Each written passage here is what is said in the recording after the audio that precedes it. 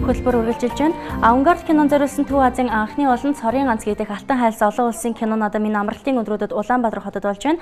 Дотоодын болон Америкийн нэгдсэн улс, Франц, Иран, Чех зэрэг дэлхийн 43 орны уран бүтээлчдийн 218 бүтээл энэ удаагийн наадамд ирсэн байгаа. Харин эдгээрээс 44 бүтээл алтан хайлс наадмын уралдаанд шалгаруулалтад шалгартжуулсан байна. Мөн Монголын кино урлагийн шилдэгүүдийг шалгаруулах Mongolian Academy Awards зохион байгуулагдаж байгаа. Яг энэ үед дэлхийн кино урлагийн шинэ хандлага, мөн кино уран бүтээлийн нэг урсгал, нийгэмд шинэ үзэл санаа дэлгэрүүлэх нэг хувилбар болох Underground кино зах зээлийн талаар кино найруулагч Питер Жиркаски, Ив Хеллер нартай ярилцахаар урьж ирүүлээд байна. Good day to you. Hello. Good day. So we're basically going to talk about Mongolian and Ерөнхийдөө Монголын болон дэлхийн кино ертөнцийн талаар ярилцъя гэж бодож байна. Учир нь энэ 7 хоног бол Монголын кино уран бүтээлчдийн хувьд маш том 7 хоног болж байна. Ярилцлагын би та бүхэнд нэгэн жиргэг үзүүлье. Энэ жиргэн дээр хэрвээ бид зоригтой шинэ ертөнцид амьдарч байгаа юм бол кино үйлдвэрлэлийн салбарын санхүүжил тойруулаас илүү эрч хүч зоригийг мэдэрмээр байна гэсэн байна. in funding and creation. So Тэгэхээр олон улсын киноны зах зээлд ямар хандлага даамгаалж байна вэ? Хүмүүс ямар хандлагыг илүү таашааж байна вэ? people want to see. Well, if we are talking about national Үндэсний кино үйлдвэрлэлийн талаар эхлээд ирье гэж бодож байна. Энэ тал дээр тухайн улс ялангуяа жижиг улс өөрийн дуу хоолойг олж авах нь хамгийн чухал байдаг. for a country, especially for small countries, Кино урлагаар дамжуулан өөрийн дүр төрхийг бий болгохын тулд шүү дээ. voice to create something like a national identity. Харин чиг хандлагын хувьд гэвэл зорилгыг үгүй хийдэг зүйл гэж хэлж болох юм. Somehow defeats the purpose. If you try to Хэрвээ follow чиг a хандлагыг trend, дагах юм бол эхлийн зэгээч алдна гэсэн үг. Тиймээс чиг хандлагыг дагахгүй байх нь зүйтэй гэж би бодож байна. to find your own national voice, so to speak.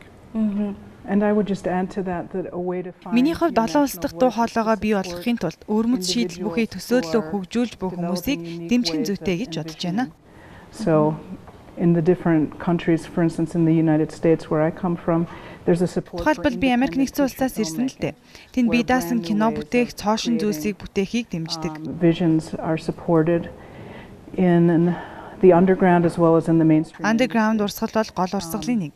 So directors like Martin Scorsese. Тиймээс Мартин Скорсезе шиг найруулагчид шинэ өрмөц шийдлийг бий болгож чаддаг. Support a unique voice. Let's take a broader look at Та хоёрын туршлагын талаар илүү ярилцъя.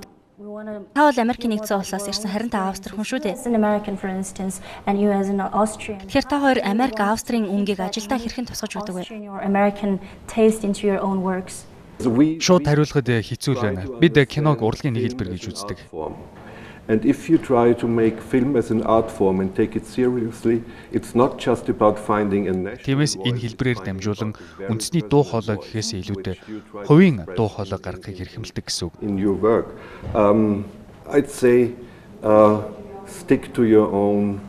Тэгэхээр би өөрийнхөө санаа бодлыг дагал гэж хэлэх байна да. But talking about industry. Гэхдээ кино үйлдвэрлэлийн талаар яриулаа жижиг орны зах зээл жижиг байна шүү дээ. Ялангуяа тухайн орны хэл дээрх бүтээлийн үед. If you have your own language. So national film will never. Тиймээс үндэсний кино бүтээлийг төрөөс дэмжих шаардлагатай байдаг. So it's not about a question about bravery of. Тэгэхээр Монгол шиг, Австри шиг, Европын олон орн шиг жижиг зах зээлтэй орны хувьд үндэсний кино үйлдвэрлэлээ төрөөс дэмжих нь зайлшгүй шаардлага гэж үзэж байгаа. Дэмжлэг үгүй бол энэ бүхэн амжилт олохгүй. State support. Without that it would not work and it will not work. Next thing I want to know about is do you see underground? Тэгэхээр underground кино гол урсгал болох болов. Ягаад үнийг асууж байгааг хэр хөгжмийн ертөнцид энэ зүйл ажиглагдаж байгаа л да. Хүмүүс урд нь сонсдог байсан урсгалаасаа татгалзаж тогтсон хэлбэрээс гадуур урсгалыг илүү таашаах болсон байна. Яг энэ зүйл кино ертөнцид гарах болов. With more non-conventional ways of music production. Do you see that happening in the film market? I do see that happening to some degree in the film market. I see an interest. Би зарим талаараа ийм зүйл болж байгаа гэж хэлмээр байна. Олон улсын кино зах зээл болон өрмөц дуу хоолой нь авангард сэтгэлгээг сонирхох нь урд өмнөхөөс илбэг болсон.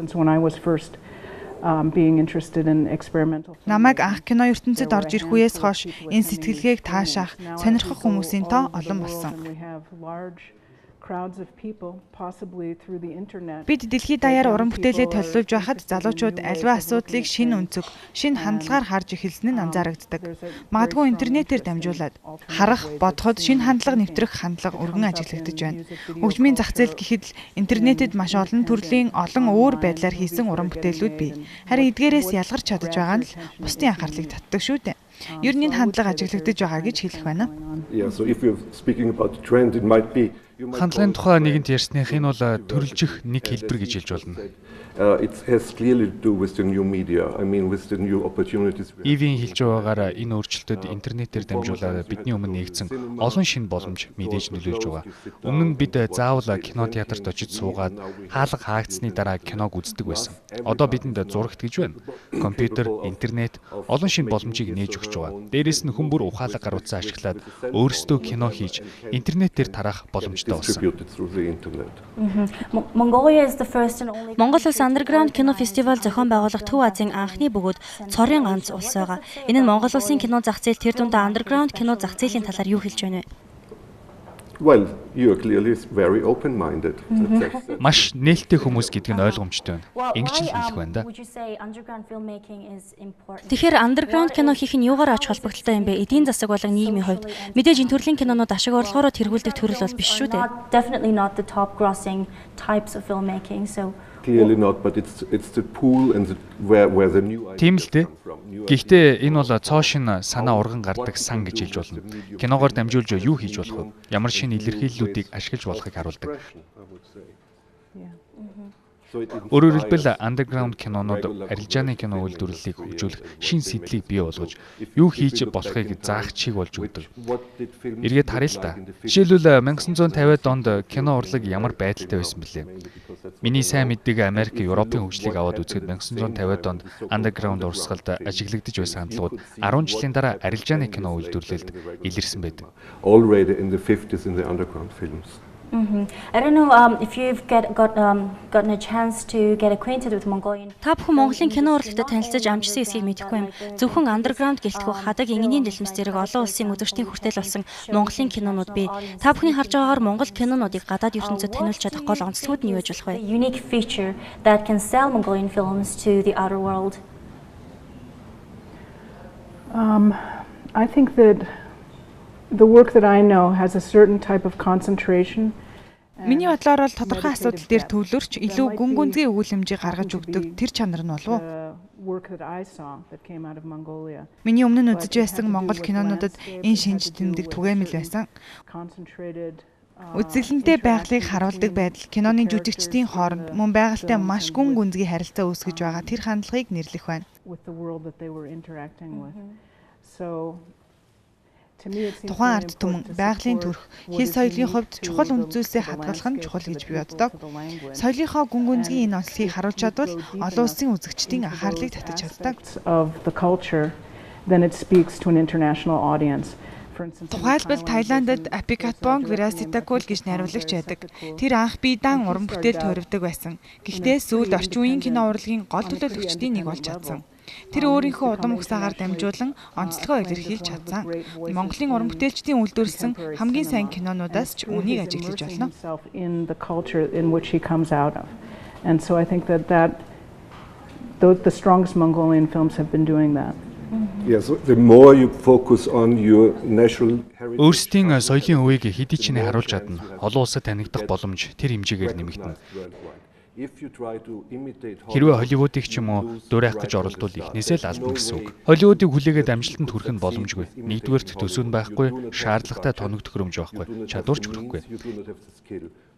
Тэгэхээр хамгийн гол нь үндэсний онцлог соёлын уламжлал дээр анхаарах нь зөв. Ивийн хэлснээр Апикатбон Вираситакулын жишээ энэ нөхцөлд их тохирно. Okay, thank you. Цаг зав гарган студид маань ирж бидэнтэй дэлхийн болон Монголын кино урлагийн зах зээлийн талаар үзэл бодлоо хуваалцсан та бүхэн маш их баярлалаа. Film industry.